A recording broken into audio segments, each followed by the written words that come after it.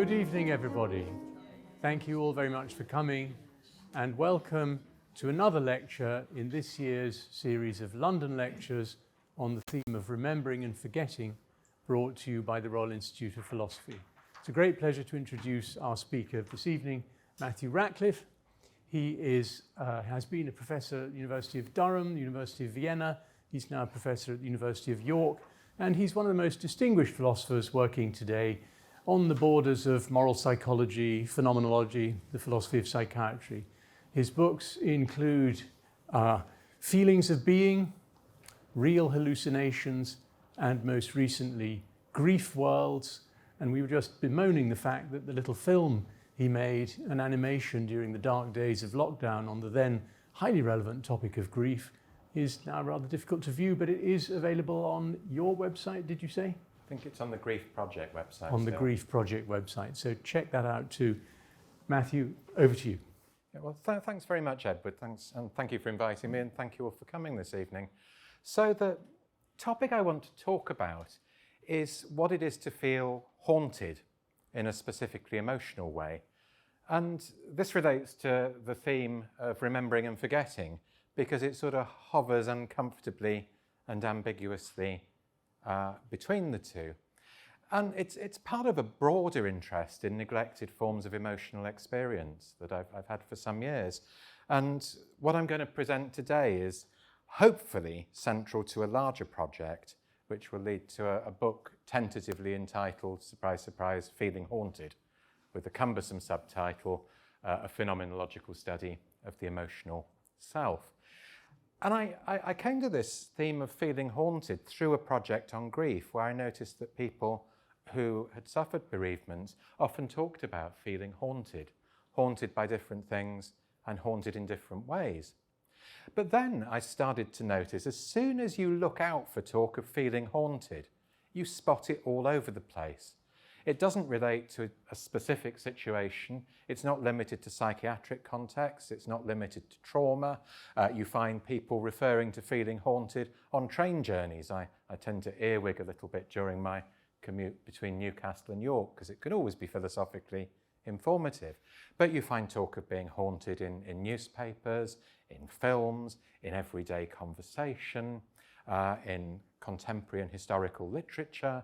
People are haunted by their past, haunted by events in their past, haunted by what never happened in their past, haunted by what they did or didn't do, or what others did or didn't do, haunted by loss, haunted by people alive and dead, haunted by places, even haunted by the prospect of a certain future.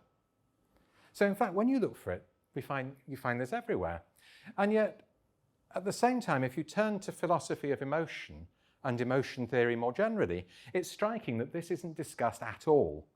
To my knowledge, there's never been a philosophical book, article, or chapter on the specific subject of being haunted in an emotional way. You might say, there was this bloke called Derrida who started talking about hauntology, and that crept into literary theory. But what Derrida is talking about is more general in nature and also slightly different. Amongst other things, he's talking about an inevitable feature of textuality that resists all attempts at comprehension. I don't really like things that resist all attempts at comprehension. We also find talking of haunting in sociology. But in both cases, the subject matter is broader, and I want to focus on something quite specific, which is what it is to feel haunted in a specifically emotional way. So I'm looking at a kind of emotional experience. But again, you might say, hang on, you're getting off on the wrong foot here. This is just loose talk. There is no singular experience underlying all of this. And philosophers often make this kind of mistake. They'll take a certain word and say, well, we all think this, and then invent a problem off the back of it. And there's no basis for thinking that people ever believed any of this to begin with. So I'm not suggesting that the term haunting is used in some kind of clear, specific way. I think it is quite loose. At the same time, though, I think many uses of this term are referring to a distinctive kind of emotional experience. And I'm going to try and work my way towards an account of what that consists of. And what I want to suggest when I get to the end is that this also shifts our perspective on emotionality more generally. It leads us to a different perspective on emotional life, and a whole host of other neglected phenomena come into view. And I think it all starts to look a lot more interesting than a lot of current discourse on these topics. So I'm going to focus specifically on what it is to feel haunted by one's past. I've got another paper in progress on what it is to be haunted by loss, and I suggest that's slightly different. But I want to focus on being haunted by one's past just to make it more tractable, just to give it a bit of focus. And to contextualize this, I want to outline very briefly a broad view of emotional experience that I've developed elsewhere that, terminology aside, I think is fairly intuitive. A lot of philosophers subscribe to something along these lines. So the story goes, when you have an emotional experience, it involves an emotion evaluation of something. That is, you experience something as significant to you, as mattering to you in a certain distinctive way. It might draw you in, it might be exciting or enticing, it might appear threatening. So emotions involve things mattering in certain ways. But at the same time, these experiences don't just come out of the blue. They're not completely decontextualized. The way in which things matter reflects what you already care about. It reflects the structure of your life. It reflects a host of interconnected projects, some longer term than others, some more fundamental to your life and your sense of who you are than others. It reflects your various values, commitments, pleasurable pastimes, professional, personal relationships, habits, ways of seeing things, expectations, and so forth. All of this stuff is in the background. One might say it's through all of this that we experience things as mattering. Or as I've started putting it these days, it's through a sort of evaluative orientation that things matter to us in various ways. So emotional experiences involve, I've suggested, recognizing and comprehending the implications of events for an evaluative orientation through which we encounter them. And importantly here, I think this background orientation is part of the experience. So take something like grief. To really register over a period of time the profound significance of what has happened, this essentially involves grasping its significance for the orientation through which you experience it as significant. You sense that your whole life has been pulled out from under you. We talk about having the rug pulled out from under our feet. There's a sense of being lost, disoriented. So when something is profoundly significant in a range of different ways, the experience of its significance involves some recognition of the actual and potential implications for the structure of your life. There's a sort of circular process, if you like. Experiencing something emotionally involves recognizing its implications for the evaluative perspective through which you experience it. That sounds inelegant, but I hope I got it across. But other experiences, I think, and this is how I approach haunting, are concerned primarily with discrepancies that arise and persist within that orientation itself, within the organisation of our lives, the sense of what makes us distinctive, who we are, what we care about, this heterogeneous, complex web of stuff through which we experience and engage with the world and relate to other people. Certain experiences are about discrepancies in that. And I think these have really been neglected by philosophers and are quite hard to articulate. So that's the broad context in which I want to approach feelings of being haunted. And as I said, I'm going to try to develop an account that reflects a lot of our everyday talk, even though it won't reflect all of it. So a really good research tool, if you're a lazy philosopher, is just to type something into Google. For years, philosophers concocted things in their armchairs. But, you then contend with the limits of your own imagination. If you do a really lazy Google search, you can do a lot better sometimes. So one of the things I did to start with was just type feeling haunted into Google and then haunted by my past, and just search through the first few hundred hits. And you see straight away that this talk is commonplace and wide-ranging. So if you get your phones out now, So you've got a good excuse. You can just be sort of testing me on this.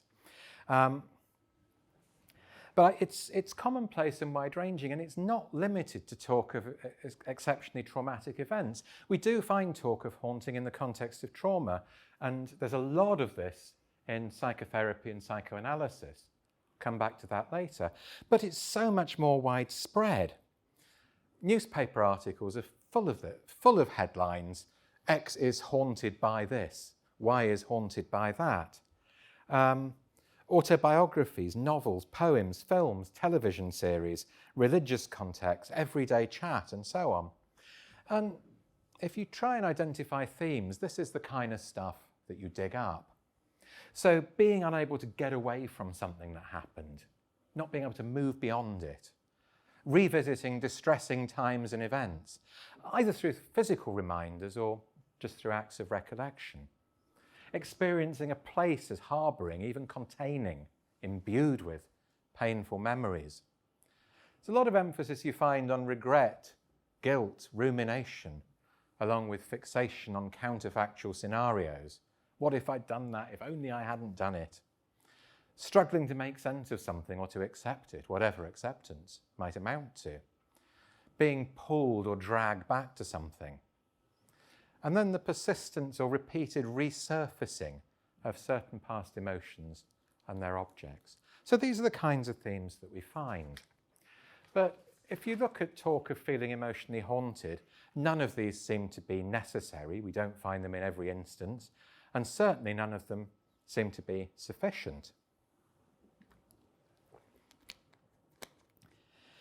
But I do want to suggest that a lot of these experiences share a distinctive structure. So how do we approach that structure? I think one of the problems we have is a certain way of thinking about emotions. One of the reasons it's been neglected is that there's a widespread, although by no means universal, tendency among philosophers to switch quickly from philosophy of emotion to philosophy of emotions.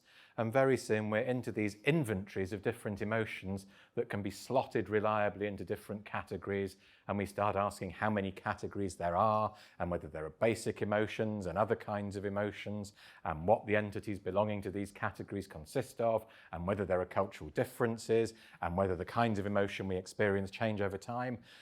It blossoms into this big series of questions that can keep you going for ages. And then you can throw in moods as well, which are sort of like emotions but have got a more general object and persist for a longer period.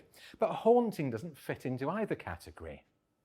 It's not a momentary thing, but neither is it a consistent long-term way of experiencing. Rather, something surfaces intermittently in many of these cases, but when it does so, there's the sense that it's been prowling there all along, somehow enigmatically there and yet not there. So how should we try and approach haunting? Well, one thing I think we need to do to begin with is move away from this emphasis on typifying emotions and thinking in terms of episodes, and really emphasize the phenomenology of emotional movement. It's often just assumed that everyday discourse, literature, common sense and whatever, tends to convey emotions in terms of these various types. But in fact, wherever I look, I find this doesn't seem to be the case. More often, even though people will use these terms, they refer to a variety of movements, kind of metaphorical language. And I don't know what, yes, here they are. So here are just a few examples. I'm trying to grow this list, so I want about 4 pages worth by the time I'm done. But when we're struck by a profound event, and the emphasis here is on rather negative stuff, there's all this emphasis on being acted upon, or being sort of pushed to act, or drawn into action. We're struck, moved, hit, floored, shaken, stunned, shattered, crushed, broken, torn, flattened, ripped apart, hurled, thrown, exposed. I'm not going to read all of those out, you get the gist. But all of this seems to involve an emphasis on movement. What does this refer to? Well, as I interpret a lot of it, although again we can't just draw sweeping generalizations, We can think of it in terms of the impact of events upon our evaluative orientation, the evaluative perspective through which we experience our world as significant, through which things matter in the organised ways that they do, is itself thrown off kilter by things. Again, this talk of having the rug pulled out from under your feet, I think, is a nice way of putting it. So it's we who are moved, it's we who are acted upon, it's we who are affected. It's we who are at stake. And in more profound cases, there's a kind of disorientation. We're lost. The structure of our life is off balance. It's not that we don't know how to get to a certain place, we don't even know where we're going. So much of this is about being disoriented and reoriented. And more generally, I think that's going to be a more prominent theme in my work in these areas. And also, a lot of our talk picks out longer-term temporal patterns, not moods, not just steady states. We'll talk about a tumult, a whirlwind, a cascade of emotions, a temporally extended, unfolding pattern of emotional experience that involves this interaction between the organisation of your life, the perspective through which you engage with the world, and the significance of unfolding events. Also, a key theme here, and I think this is really helpful when we turn to haunting. So much of this involves anticipation. It's not just what's actually happened. We anticipate the potential effects of significant events. So many emotions involve anticipating the unfolding of things with a certain kind of significance. We also anticipate often the unfolding path of our own emotions. So these themes of movement and anticipation, I think, are important. So let's put them in place for now. In conjunction with this, I think to understand haunting, a key theme is that of the indeterminacy of emotional experience. Often, what exactly we're feeling, what kind of feeling we have, and the content of that feeling, what's it about, are hazy, indeterminate. I don't quite know how I feel. I don't know what this is about. And often the two go together. We anticipate the coagulation of an emotional experience, its clarification. I know what I was feeling all along. It's about that. It's because I was angry with her about this.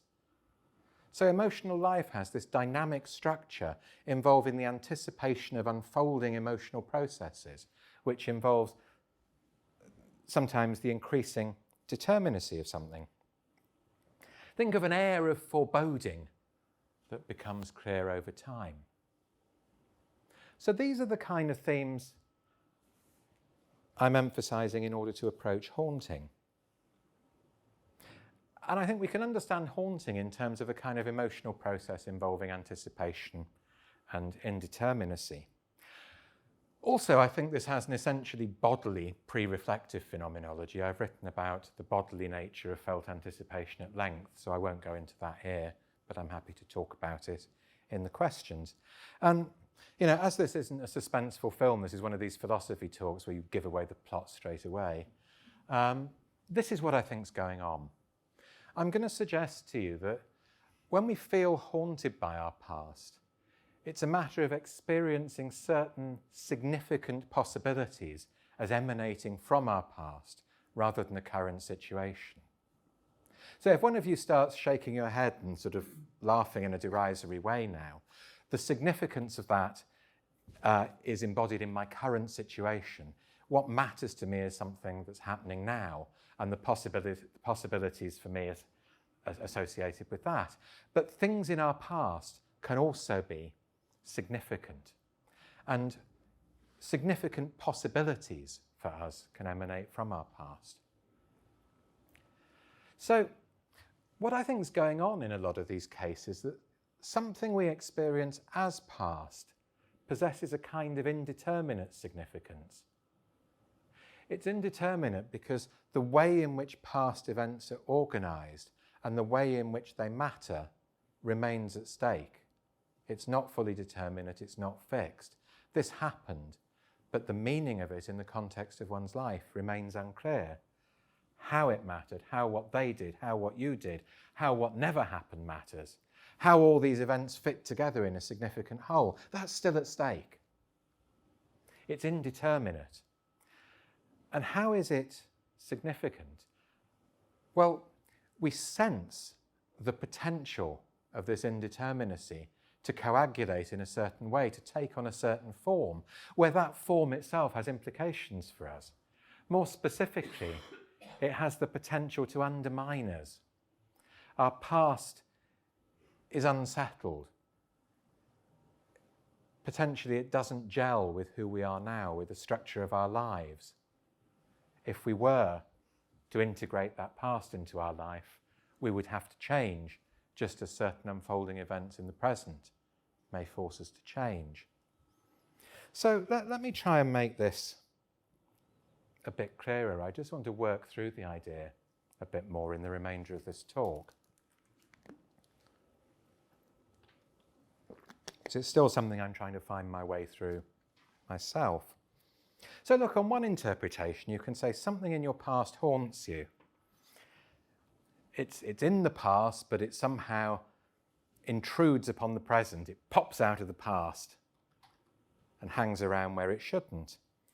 But I think instead it has to be construed in terms of indeterminate anticipation.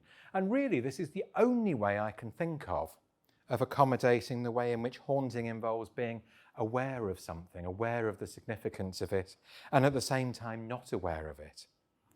So we know enough to avoid it, but we don't know it so well that there's nothing left to avoid. What we're avoiding is its clarification for us, this meaning becoming clear in a way that stands to unsettle us. We can be haunted by what we don't remember. So we can be haunted by what we don't know. The new knowledge that may come along promises to change the significance of our past. So haunting can be epistemically driven, but we can also be haunted by what we do remember. Sure, these are the facts, but how those facts relate to who we are now, whether those facts are consistent with who we are now, whether we can continue to sustain ourselves in light of the significance of those facts, all of that's at stake. So we can know what happened, but the significance of the past can become more determinate or it can shift qualitatively. I think there are also experiences where we remember something and then we anticipate a train of memories and where it might lead, and we stay away from that. So there are these different forms of experience which I think are complementary rather than mutually exclusive. But the common theme is that the significance of the past remains at stake. I mean, I keep saying that it promises to undermine us somehow.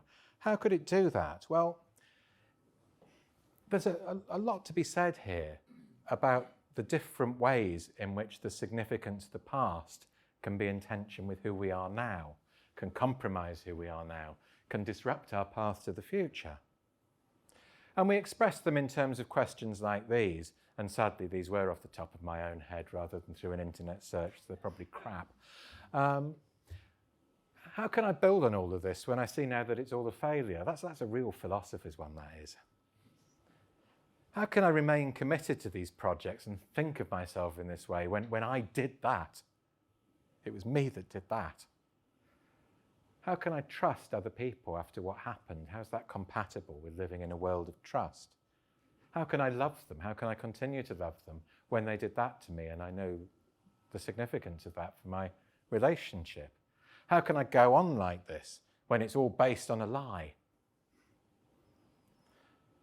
The place where I grew up, how can it still appear significant in these ways? How can it still matter to me in these ways, which are at odds with who I am now? Now, these are explicit questions, but these questions can be the determinate manifestations of a more indeterminate sense of unease that's there to begin with. Haunting concerns the sense of unease and its potential to take this more specific form. Something remains unsettled.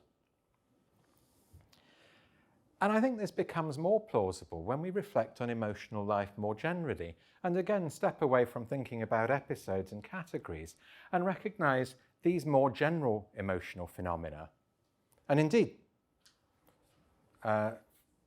experiences more widely, that involve the crystallization of something indeterminate. So the philosopher and psychotherapist Eugene Gendlin, I think it's pronounced Gendlin, even though I kept calling him Gendlin for many years. So he mentions a few of these. He talks about the tip of the tongue experience. You know, you kind of, should we think of this in terms of the word really being there, but it's in the back of your head and you've got to unlock the door and pull this word out? I don't think so. You can think of it instead in terms of an indeterminate sense, something indeterminate, and when the word does coalesce, it matches what was there before but isn't identical in content. Again, searching for words. The feeling of having forgotten something's a good one. And also just while giving a talk, you know, you've got a sense of what you want to say, but you don't anticipate every word.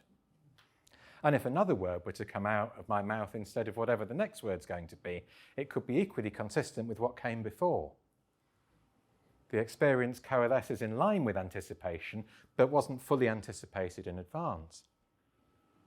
But again, we can focus on this case of having forgotten something, because I'm quite an anxious traveller. I rather like this one. So you get off the train and you think something's wrong, something's not right. There's something missing, there's something lacking. What is it? I've forgotten something. What have I forgotten?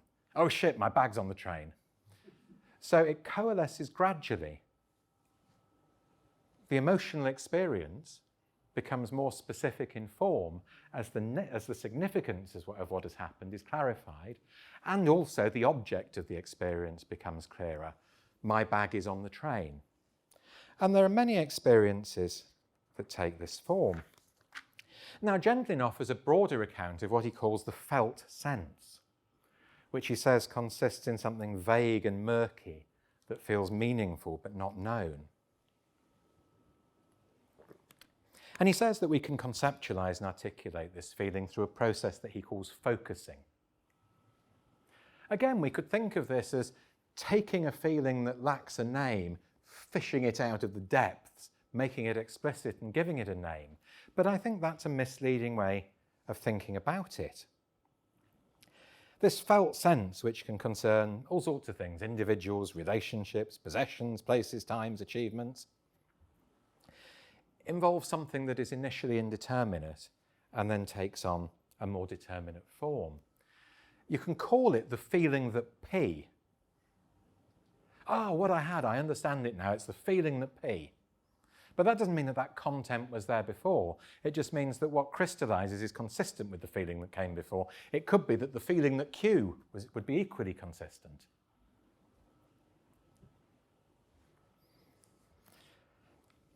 And a lot of these experiences are anticipatory. We sense that something's coming, and we sense that what is coming matters. And to put it really simply, that's what I think haunting involves. We sense the coming of something that matters. But then this is where it gets awkward and where I start fumbling, because I think it's more complicated, and that the modal structure of pre-reflective human experience is incredibly complicated in ways that aren't acknowledged. So the content of what we anticipate is itself an anticipatory process with a certain significance. When something haunts us, we anticipate the prospect, the potential for an anticipatory process to kick off, where something that's prowling in the back of our lives in an indeterminate way is transformed into something more determinate. And it's experienced as something somehow threatening insofar as it undermines us. And this indeterminacy is essential to feeling haunted. It'll only reveal itself. It haunts us rather than being fully present, because it'll only fully reveal itself if we're unable to avoid it, if it takes on a more specific form. And I think this becomes more plausible when we reflect on some quite mundane experiences. See, there's a really nasty alleyway on your walk home, and you pass by it every night. You never go down it. There's a sense of the alleyway as menacing. You might say the experience, before you even reflect upon it, takes the form, if I go down there, something horrible is likely to happen. I don't know quite what's prowling around at the end, but it ain't going to be nice. You could go down there and the experience would unfold and you'd find out, but you steer away from it. And I think our own past can take that form. You could go that way, and something that's lurking there, some kind of tension, something that's unsettled, could clarify itself in a certain nasty way. And this kind of anticipation needn't be so localized either. Here's Klaus Conrad, phenomenological psychopathologist. The date is completely wrong. I just couldn't find the date of the original article. That's the translation. In the so-called tremor stage of schizophrenia, he suggests that the world as a whole can take this form. Nothing's taken for granted anymore. Nothing's experienced as natural. In the darkness, precisely where you can't see, there lurks something. It's behind the trees. You don't ask what it is that lurks. It's undefined. It is the lurking. In the area between what's visible and what's behind the visible, what we call the background, what we can't grasp becomes uncanny, unheimlich. The background from which the things we do grasp stands out, loses its neutrality. And I think something like this can apply to our own past if I can persuade you to accept these three claims together. And it's a big ask. So our ability to sustain who we are now, a certain kind of evaluative orientation, a distinctive arrangement of projects and pastimes and habits through which we experience and interact with the world.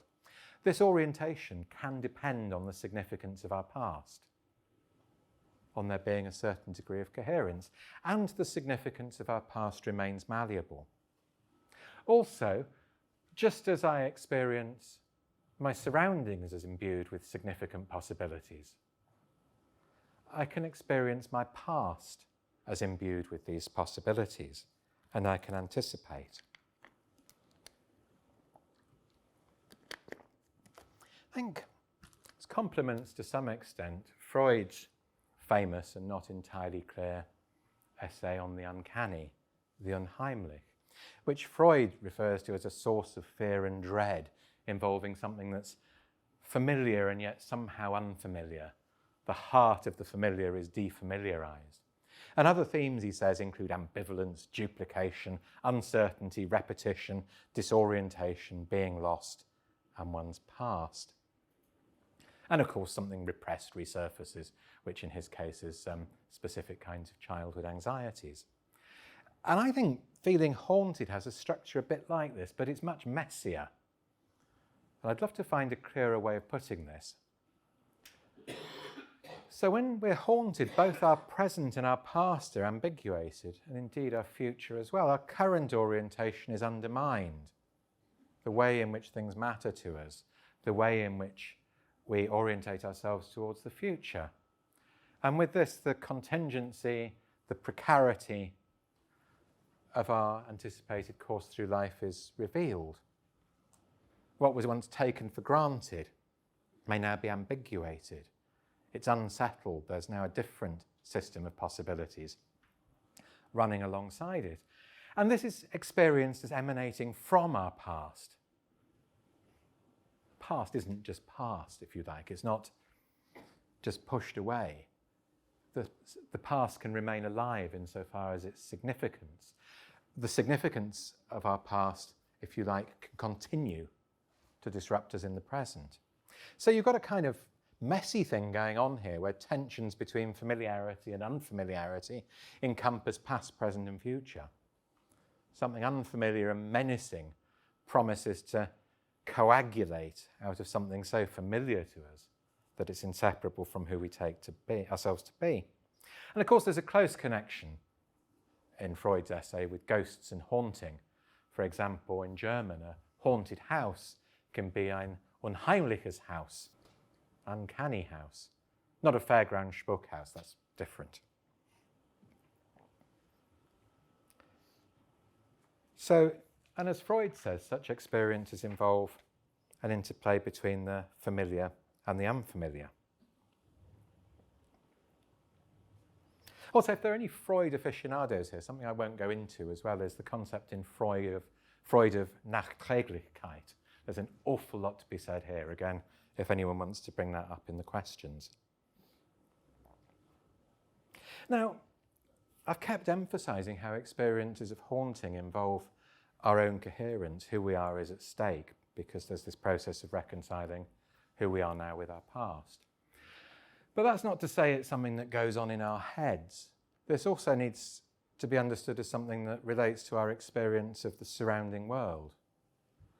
The structure of our lives, who we are, is reflected in the significance of our surroundings. An obvious example, how this room appears to me now, how all of you matter, how the various configurations of equipment matter, how my own presentation matters. All of this reflects the structure of my life, it reflects my various projects.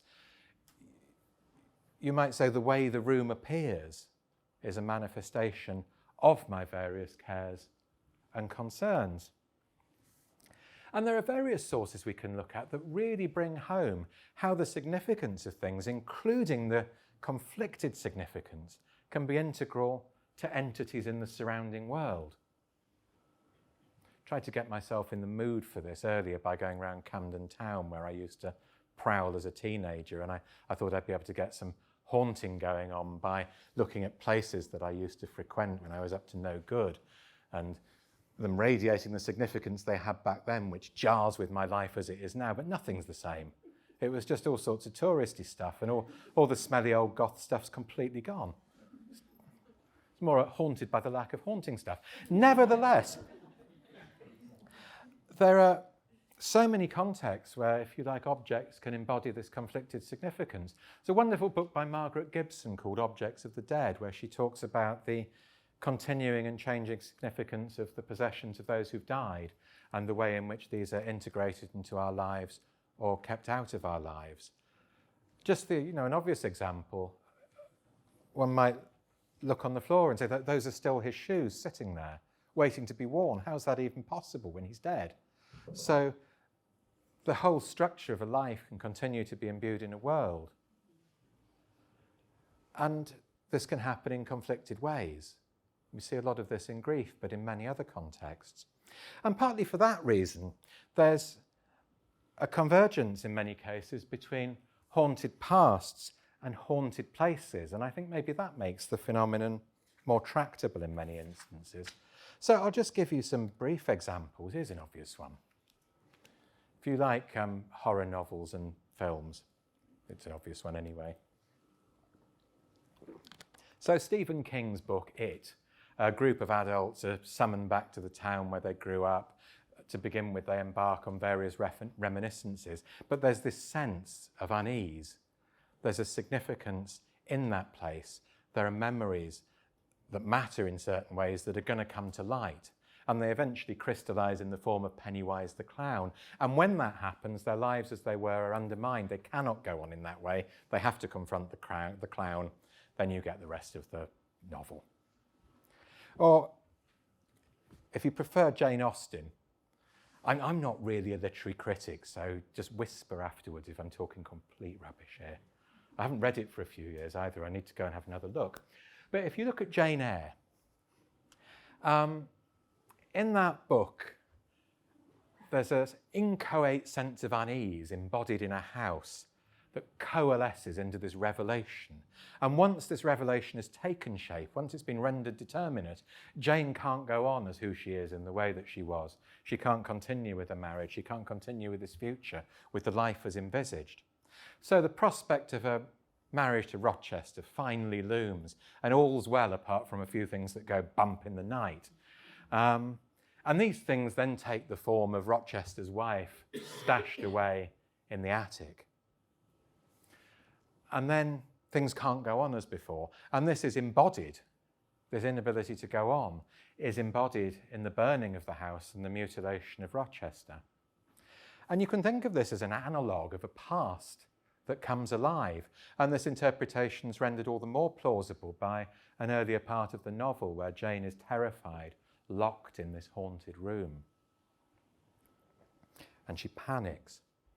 And the obvious source, if you want to look for this stuff, are the novels, if you can call them novels, I'm not quite sure what they are, of W.G. Sebald or Max Sebald. So The Rings of Saturn, Vertigo, The Emigrants, Austerlitz. So the themes that you find constant in Sebald's work are the incompleteness and unreliability of memory, repetition and return, ruin and decay, the continuing presence of the past, the ambiguation of the distinction between present and past as a certain significance from the past takes over,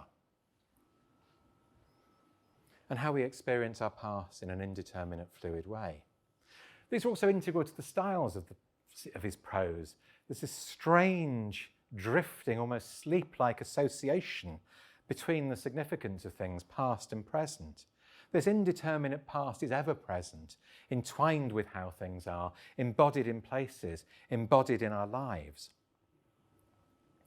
And certain things, as he writes, often have a habit of returning after a lengthy absence. So I think in a variety of situations, the most plausible interpretation I can come up with is being haunted by the past depends on its malleable significance. In virtue of what might be remembered or forgotten, as well as paths of recollection that are avoided, the past is experienced as potentially self-undermining. There are other things we can draw on to sort of complement this and nudge us towards it a bit more. One of them is a wider emphasis on a distinctive way in which we can be said to change our past. What we care about now changes the significance of past events and the way they're organised relative to our lives.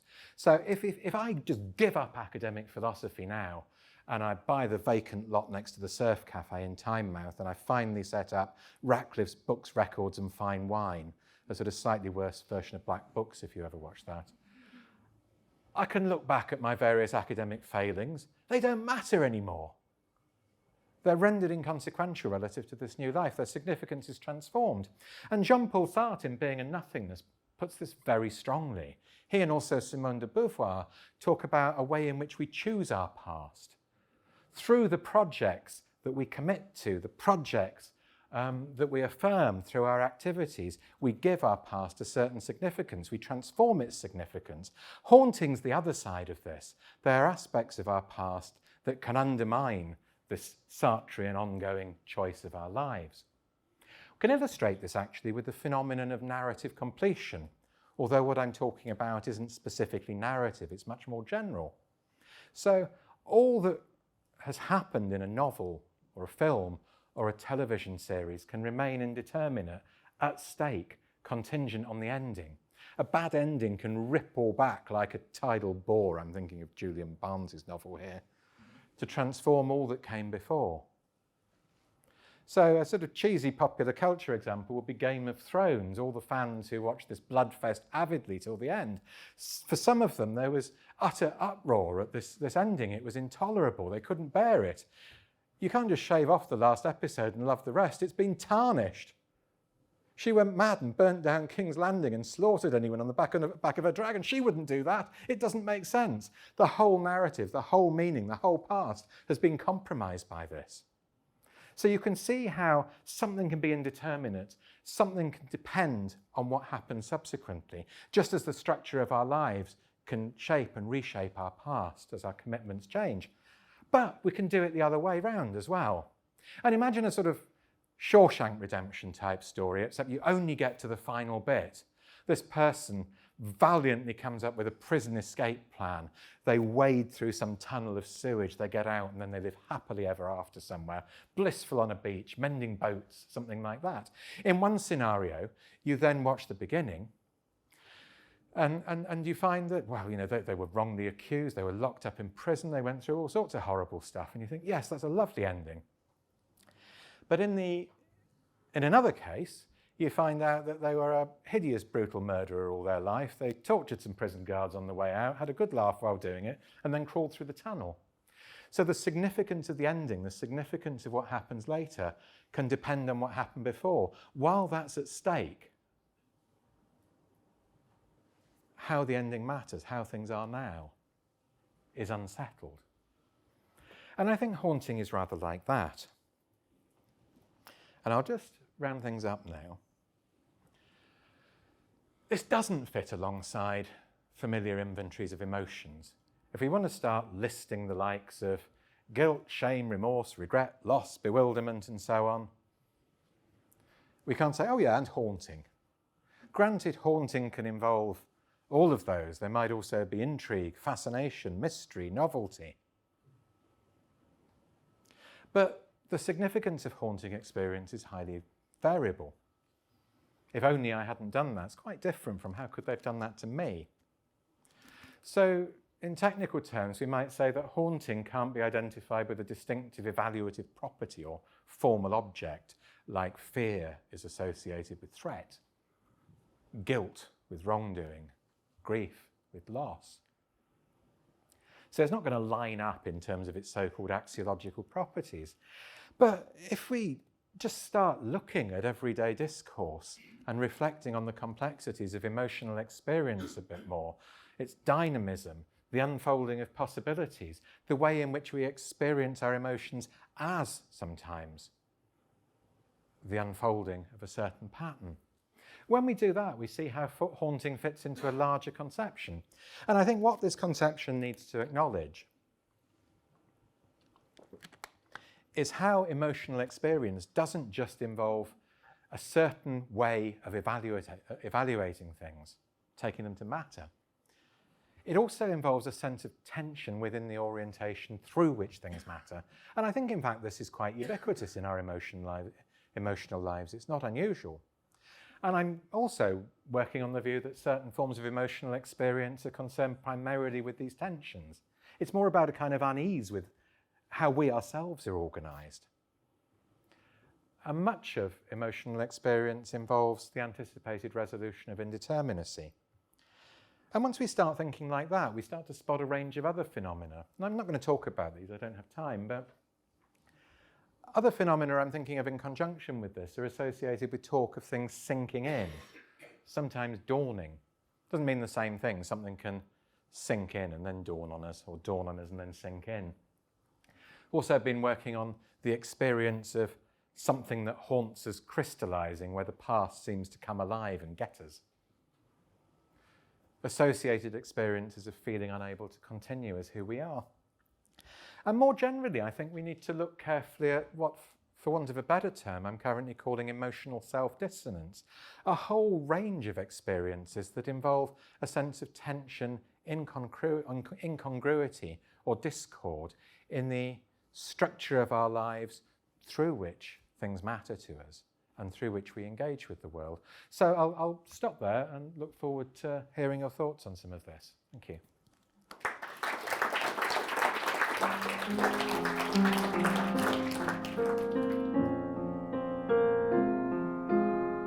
Hi, great talk. It was really interesting. I was wondering whether there needs to be some sort of like negative valence to haunting. Not that experiences can always be classified sort of negative or positive, but to me there seems to be this sort of like sinister energy to haunting. Yeah. But I thought that actually sort of experiences that are slightly more on the positive side or on the neutral side could also have this effect of sort of not being completely resolved and impacting our then thinking of like, kind of your philosopher example, let's say you used to be like a musician and then you go home and you sort of see your old clarinet and it can sort of have this jolting effect and that's daily undermine your life, but it's not a negative or sort of sinister. Yes. I think that's right. And I have to be a bit careful. I work so much on miserable stuff that I tend to just couch everything in those terms. And the kind of haunting experience I'm focusing on, I think is a distinctively negative one. It's where what haunts us is like some kind of preying beast that's set to pounce on us. And I think many haunting experiences take that form. But as I said, everyday discourse is quite loose, and haunting doesn't always refer to this, and I think you're quite right. There are other experiences referred to in terms of haunting that might be, in some respects, pleasant, or even just curiosities, or sort of, enigmatic. It was just really kind of haunted me a bit going back to that place. It was weird. We also sometimes talk about a place being haunting, without our being haunted ourselves. So we recognize a kind of emotional ethos or atmosphere. We can talk about music as haunting, and I think that's quite different. However, there are other experiences that have this structure, and I think are experienced in an unequivocally positive way that we wouldn't describe in terms of haunting. So sometimes, perhaps, imagine you've been so troubled by your past for many years, by perhaps a guilt over something that hasn't been worked through, that hasn't been articulated to others. It sort of hovers indeterminately in the background. And perhaps a certain kind of interpersonal process could be viewed as having the potential to release you from this guilt. One anticipates the transformation of the guilt, the disburdening. So there's a wide range, I think, of processes that take this form, where the past is still at stake, the past is still negotiable, and they're not all horrible ones. But I think a lot of these aren't referred to in terms of haunting. It does kind of lean a bit more to the negative. And this broader phenomenon of emotional self-dissonance, I think, captures a lot of other stuff. I have to say as well, these terms positive and negative, they're not themselves clear. The terms positive and negative, when referred to emotions, have all sorts of different connotations, and they slide around a bit here, which makes it more difficult as well. But thank you. I mean, the way I get this in my readings, I tend to think that the mind is always, or with every act, you both operate, and there is a bit of self-observation in every moment that you keep on restructuring the mind. And what I think is that in that every mundane moment as well, there is always a lot of discrepancy and contradictory knowledge that we receive, and we always process them as well. So for me, for example, when I was listening to you, it wasn't static to haunting that it is discrepant or it's a threat to our self-identity or our narrative identity. But I thought it was just a bit in an intensity-wise. It is different that in every act in a way, but not necessarily original in its way of being skew or dialogic to our existing mindset or knowledge or past or whatever. Was I able to explain? Yeah, I think the terminology is different to mine, but I'm not sure we disagree. I mean, one of the directions I'm taking with this is to kind of say, well, actually, we're really quite messy. There's a lot of talk in philosophy about the rational integration of our beliefs and desires and chuck our emotions in there as well. But something I'm trying to look at with this is, look, the structure of our lives incorporates so many different things that are qualitatively different. So you've got stuff that's propositional, non-propositional, conceptual, non-conceptual, perceptual, non-perceptual, you name it. When I talk about projects, relationships, habits, pastimes, however we analyze all of this stuff in the end, it is heterogeneous. So I don't think there's any prospect of it locking together in a wholly coherent way. And I don't think there's some singular notion of rationality or coherence that we can appeal to. So there's going to be sort of fragmentation and dissonance of various kinds all over the place to varying degrees. And that's the kind of picture where I would adopt and see haunting as a sort of more extreme manifestation of this. But maybe I wasn't able to explain. I'm not rejecting the idea of heterogeneity in the mind. I believe that as well. But I was saying that at every moment it continues like that anyway. So the haunting moment is not being in original, that in that moment actually we feel a threat or a change. But I was saying that maybe that moment is only special and it's the intense, or maybe we are a bit aware of that moment rather than the other kind of a bit subliminal or without knowingly keep on changing us. I'm not quite sure if I've got you there or whether there's a disagreement. So I think haunting does have this peculiar dual structure. So something is often, I think some people will say I'm haunted all the time by this. This is something slightly different. But often when we're haunted, there's this striking moment, but it reveals something as having been there all along. It has this difficult character that straddles the episodic and the longer term. So it involves both. There's a sense that it was there all along. But I wasn't sure whether what you said related specifically to that. Okay, so sorry if there's something I missed. Yeah, thanks for the talk. So I was really interested by the thought that haunting kind of reveals something about the emotional structure of our lives that we might have tried to bury or not recognized or something. And I guess like some people say that things like Greek tragedy reflect something similar about our lives, the fact that they're kind of hostage to fortune or something in a way that we might not have recognized. I'm just wondering whether, like, given the thing that haunting on this account is supposed to illuminate or give us an insight into, which is quite a kind of broad kind of instability in the way that our self-understandings might be kind of liable to shift. Shouldn't we be like more haunted if like haunting is the thing that gives us an insight into the way that these things can be kind of, you know, liable to change? Would it be rational to be more haunted by things? Possibly, but then it might not be a good thing. I mean, I think more generally, I think this sort of our own fragility and precarity.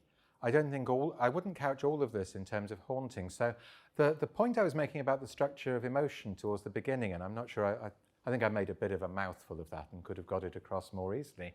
But it's just that, you know, in our emotional lives, when we recognize things as significant, part of that significance often embodies a sense of our fragility and of transformative potential.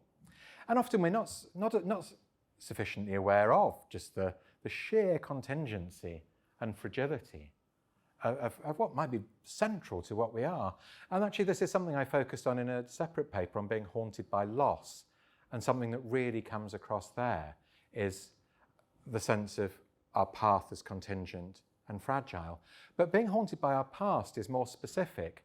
Our own biography, if you like, what we remember and don't remember about our past, how we might negotiate that ourselves and with others, that contributes towards this precarity. So I suppose that's the distinctiveness of haunting, and that's what's been missed, that our past can play the kind of role that we might have taken to be more typical of significant events in the present. So I guess if we're thinking specifically of haunting, your question would then be, well, should we be even more haunted by our past? I think that's quite a fun question. I mean, something I've been dabbling in is kind of hinted at by the label emotional self-dissonance. It's all this lovely old stuff in social psychology by Festinger and those who followed him on cognitive dissonance, and our constant efforts to tidy the structure of our lives and sort of paper over all the inconsistencies and things. So I think there's a lot of that going on. But I'm not sure how to answer your question, so I'll just shut up in a minute. But I think that one of the problems with it is we're going to have to appeal to different kinds of norms. So you might say pragmatically, it might not be a very good thing to be haunted by our past, even if it's rational. Or maybe if we spend all our time trying to sort out our biographies, we just make things even worse.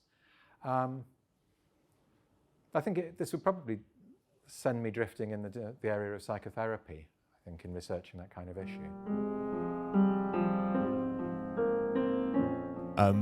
Thank you so much. I really liked so much what you said, and so specifically you said integrating the past requires us to change, and this made me think of a book by Michael Cholby, who wrote on the philosophy of grief, and it says we have a duty to grieve, and that duty is a duty to ourselves for sort of self-growth. And I'm just wondering if there's this is a similar kind of expanded idea with haunting, that, you know, it's maybe we have a duty to process to ourselves. If we have a duty to grieve for self-growth, perhaps we have a duty to ourselves to resolve whatever we're being haunted by. And I'm not quite in agreement with Michael Cholby on the duty to grieve or the centrality of self-knowledge to grief. But I would agree with, I think, at least, you know, a version of your point that sometimes perhaps, you know, in a certain way to sustain the integrity of ourselves and to move forward into the future, maybe we do need to render some of these things determinate render them significant in certain ways, integrate them into our lives. So sometimes, at least, for certain reasons, one might say, yes, a process of self-interrogation is in order. And again, I think this takes us towards psychotherapy in quite interesting ways. And there are also various points of commonality with psychoanalysis. I think sometimes there is and sometimes there isn't. I mean, maybe you could say, look, you know, it haunts you, but you just don't want to go there. Just, you know, you're better off when you don't. So I'm not sure there's any sort of singular recommendation one could make in relation to feeling haunted. It's complicated as well by the fact that things can haunt us in very different ways for different reasons. You know, we're culpable, they're culpable. You know, how do you address it? Do you come to terms with what you've done? Do you confess it? Do you engage in some restorative process? Do you confront those who harmed you? Do you try and discover something and go through some eerie process of rifling through the documents of dead relatives to discover strange things? It's such a big territory. So I think I'd say sometimes in some ways, but not always. Okay, thank you so much. Thank you. When you were talking about emotions, I guess, requiring some kind of a movement, it seemed to me that what some of the emotions that you identified as being somehow connected to haunting seemed to suggest that something had been done to you in a really violent way. So I tend to think that all emotion requires a movement. So either some kind of thing has been done to you, intentionally or unintentionally, that has created a movement in you. But it seems that what is required, I guess, for haunting is something quite, let's say violent, that it requires something quite nasty having been done.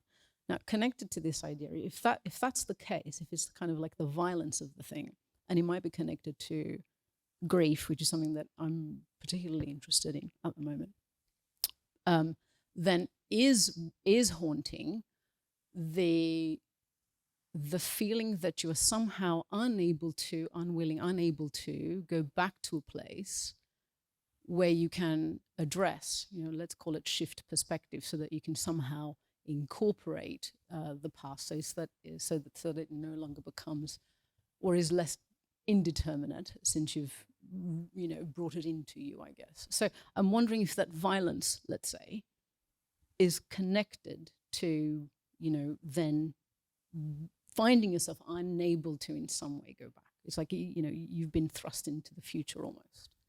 And I wouldn't want to emphasize violence in the way you just have. However, I think you could restrict the subject matter to do so. And certainly, something I didn't really address, I'll talk about briefly in a longer version of this paper, is the prevalence of haunting in the context of trauma therapy, psychotherapy, and psychoanalysis. And you look at first-person accounts of trauma, haunting is all over the place. And I meant violence more generally, sorry. I didn't necessarily mean violence, something nasty necessarily have been done to you, but something unexpected and quite shocking. I didn't quite see it like that. I mean, maybe my examples came across that way. But I think sometimes it encompasses a range of qualitatively different forms of tension, if you like, between what one now takes for granted in one's life and something in the past that doesn't cohere with it. So I think it could take a number of qualitatively different forms and also come in different degrees. So I think it's troubling to different degrees and in different ways. And sometimes it could just be, you start off as an analytic philosopher of, I don't know, well, I don't know what do analytic metaphysicians work on these days, do you know? I'm out of date. You were spending all your time working on possible worlds, and then you decided to work on metaphysical nihilism and things. And then after that, you had some strange conversion and turned into a phenomenologist. You might find that there's some kind of gap there, something that hasn't been reconciled, and you could be haunted by your analytic philosophical past. So I'd even admit a case like that. I don't think I'd want to really emphasize violence to that extent. But I don't think that doesn't detract from what you said at all.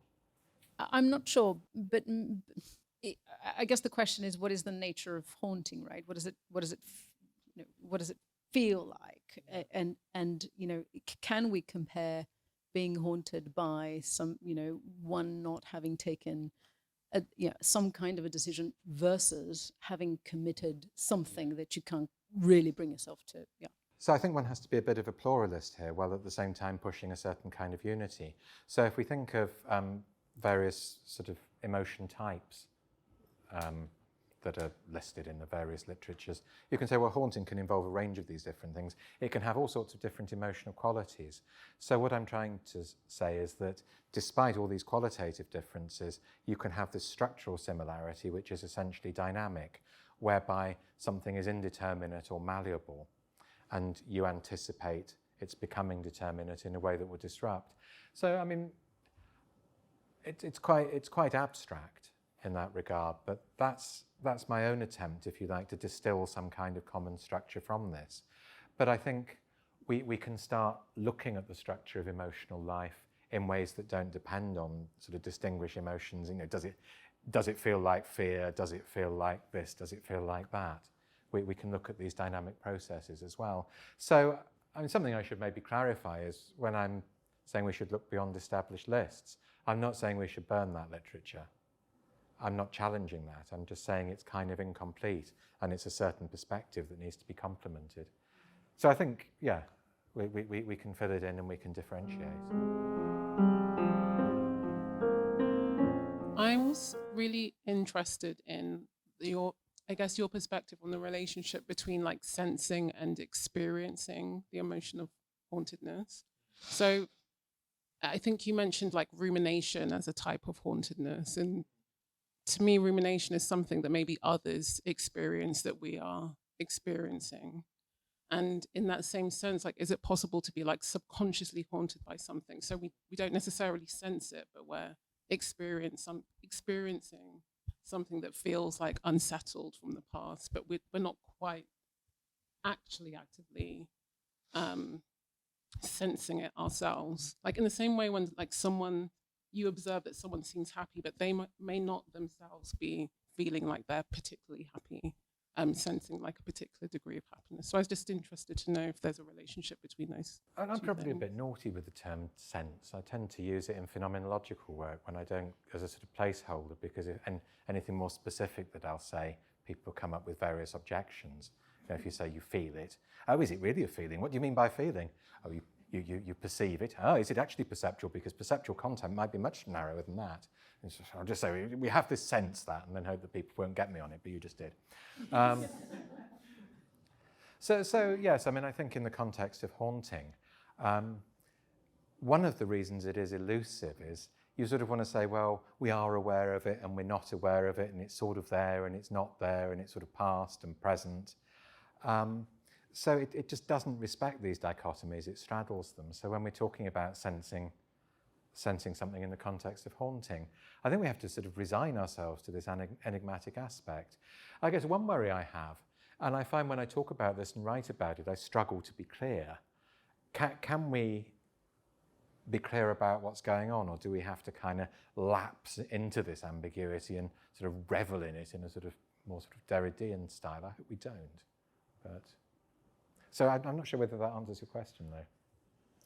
In a way, yeah. I guess maybe the easier question is can we observe someone being haunted or seeming haunted without them themselves necessarily sensing it? So in the same way that you can say, like, this person's ruminating about this thing that seems really unsettled, but they themselves might not be having that perspective of their own emotional experience. I think so, and I think it's an area where we have to be quite careful.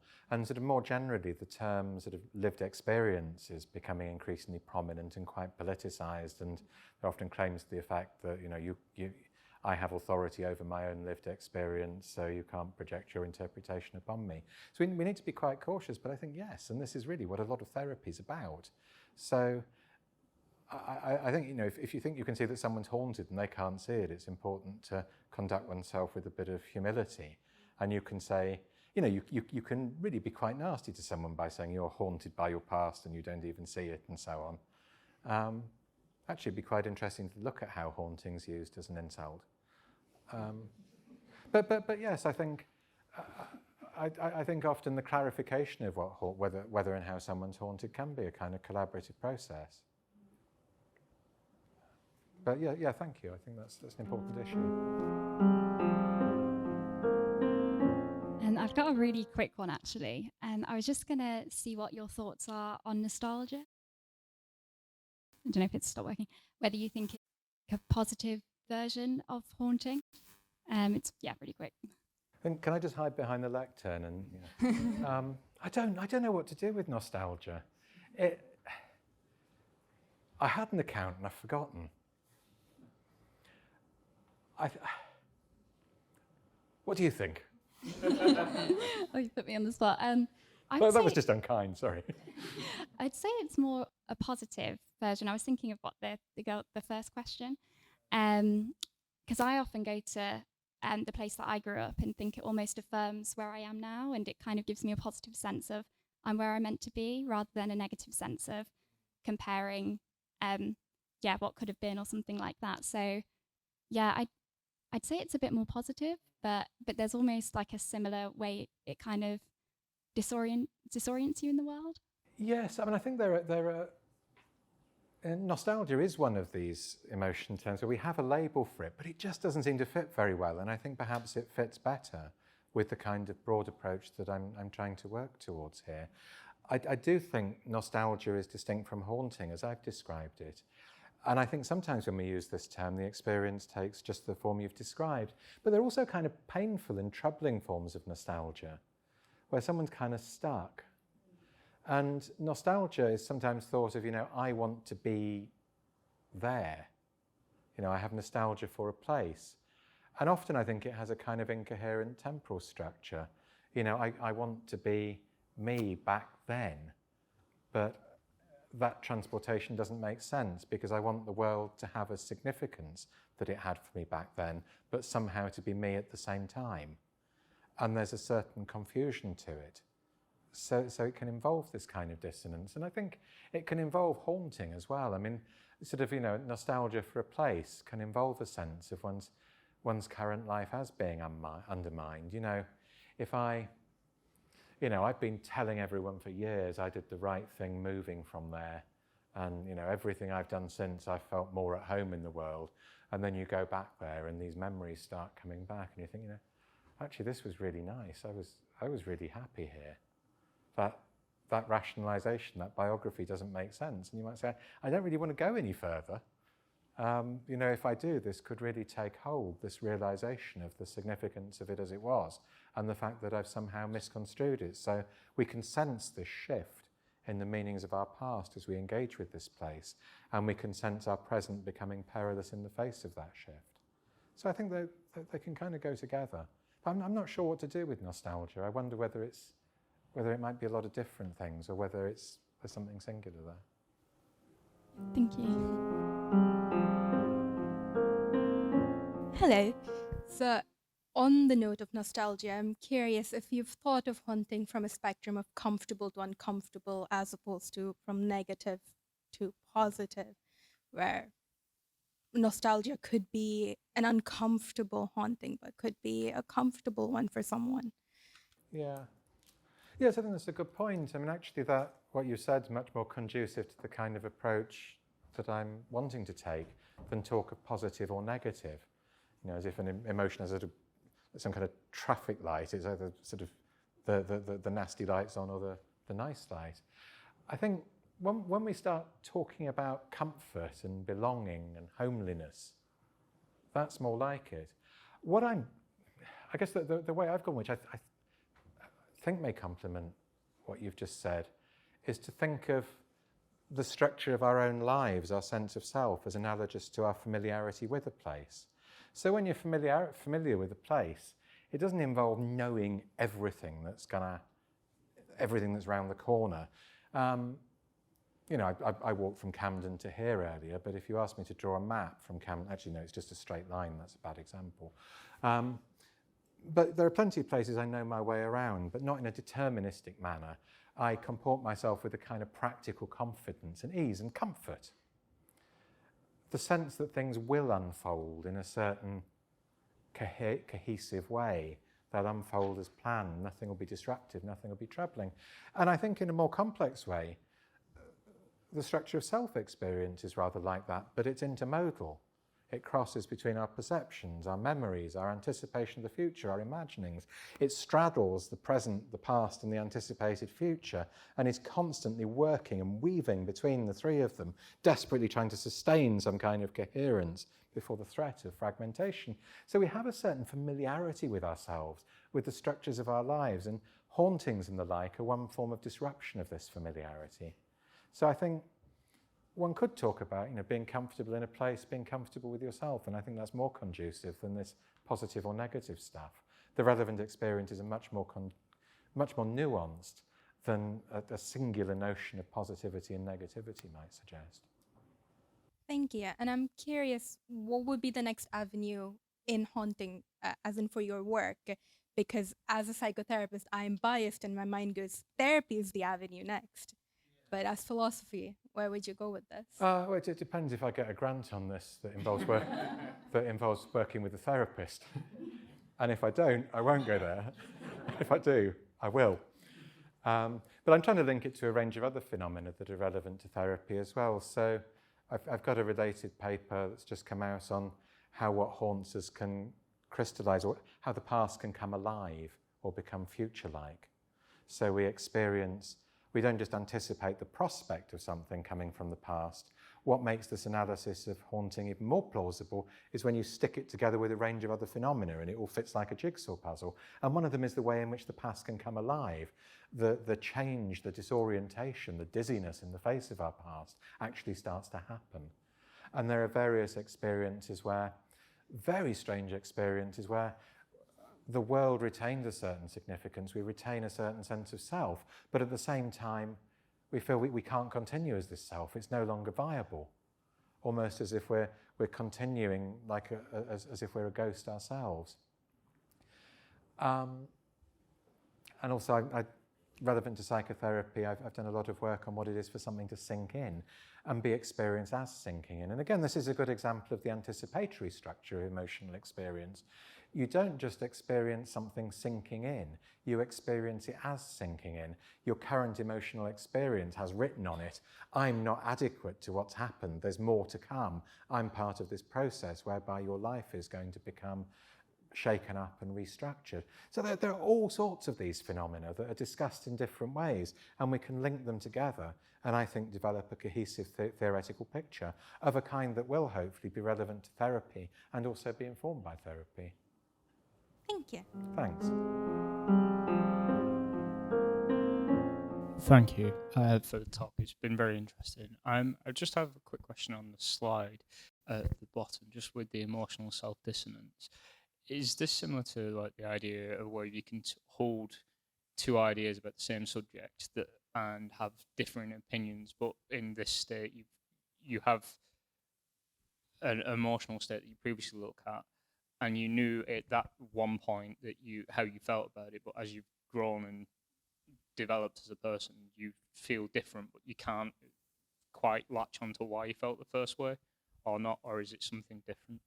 I'm trying to use that term. I'm not sure about it. Is it any good? I won't go for a show of hands or anything because I've just put a book proposal in using it all over the place. But I'm trying to use this as an umbrella term that encompasses a range of phenomena where phenomenologically the perspective through which you experience the world and through which things matter and appear significant is somehow discordant. So it's almost if there are sort of overlapping senses of the significance of things sometimes, it just doesn't gel together. So I don't think it's quite the kind of dissonance you've flagged. I'm trying to get at something more specific. But it's going to involve a bit more work because there is this notion of cognitive dissonance, as I said, in Festinger. It's one of these things that's really entered, everyday talk. I've even heard, cognitive dissonance used as an insult. It's a very well-known term, and there's a huge body of literature branching off it that takes it in various directions. So I want to try and tease out this more specific phenomenon. But it involves a range of different things. One of them would be you experience something from your past. You go to a place and it has a certain significance that reflects a certain set of cares and concerns. But if this is the town where you lived as a teenager, you think, oh, that's significant because that's a great place to meet the drug dealer or something. And oh yeah, down there's the off license where they sell the wine to teenagers. That's really, and it all gels together into this wonderful web of trails that you can follow that reflect a certain organisation of values that are utterly at odds with where you are now. But you might still experience things in line with those other values, and that's a kind of dissonance. And sometimes there's more ambiguity there. Sometimes it's not clear that you're not the naughty teenager anymore. I mean, another example I've used a couple of times, very effective, is you go and see some horrible band that you've watched when you were younger. And I really scraped the bottom of the barrel over the weekend. I went to see the Sisters of Murphy, which is supposedly the best tribute band, the Sisters of Mercy. It was only because they were just down the road. I didn't travel a long way for this. But I actually had this experience as if this little doppelganger of me was next to me at the time. It was very odd. It's almost there was another little me standing next to me. But, the whole significance of the thing, it was like, kind of splitting. Don't know whether anyone else has had anything like that. So that's just to say, there are a range of these phenomena that involve experiencing one's surroundings and one's relationship with one's surroundings, just how things matter, where you've got these kind of overlapping but somehow incongruous organisations. Another example, why didn't I just give this one? It's much safer ground. When I give a talk and there's one of my children in the audience, and you've got these different social identities that are usually kept apart. This is a huge area. When you have situations where you can't keep them apart, you can't manage them anymore. Sort of need to dabble in Irving Goffman for this one, I think. There's this sense of the situation is somehow discordant. You've got your child smiling and laughing in the audience, and then you've got 60 psychiatrists sitting there as well. It's like, this isn't right. This is what? So there are so many of these experiences where what's central to them is that they're not localized. You can't pin it down, I believe that P and I believe that not P. I behave as if I believe both. It's much more diffuse than that. It's almost like these two unfolding patterns of possibilities that sit uncomfortably together and jar. Sorry, that was a winding and not entirely adequate response to a fairly short question. Thank you. Thank you. You've spoken a lot about haunting being based on your own experience from your past and the way that is malleable and how that affects your current thinking.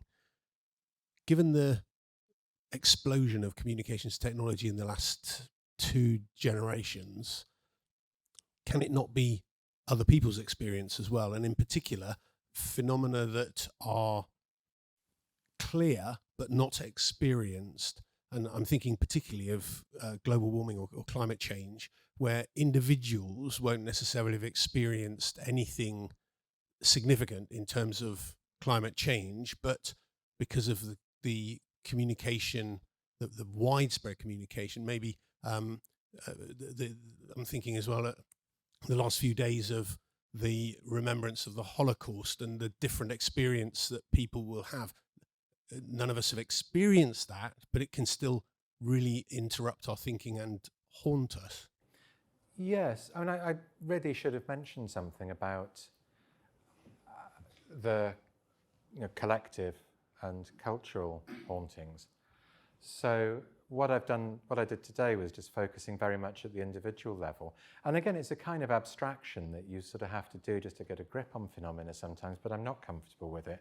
And a lot of these phenomena are interpersonal, they're socially embedded, and they're cultural. So it could be that I'm haunted perhaps by a lingering sense of someone else's impression of what I did, which could crystallize through a conversation with them if I were to approach them, where I can avoid that conversation. There can be interpersonal processes like that. But of course, we often talk about intergenerational haunting. The Holocaust is a prime example, and obviously that needs to be dealt with at length and very carefully, if at all, if I'm going to include it in this kind of approach. Also, people talk about intergenerational haunting and the crimes of ancestors, or just not necessarily crimes, being haunted by one's ancestors. But I think that there are also many cases where you say, look, this isn't something in my memory that I've forgotten. This isn't even in something in my personal past. It's something in the past which has the potential to change the significance of my life. And this is often a kind of cultural event. You know, what I might discover about what happened to my parents or what this whole culture went through.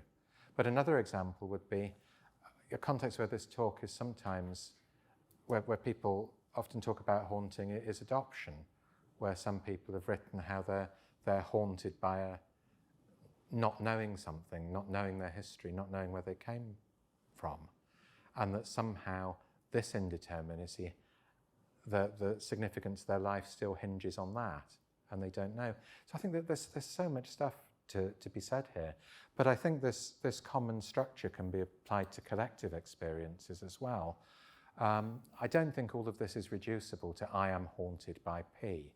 I think there may well be a we are haunted by P, and there may be we are haunted by something itself that is irreducibly collective.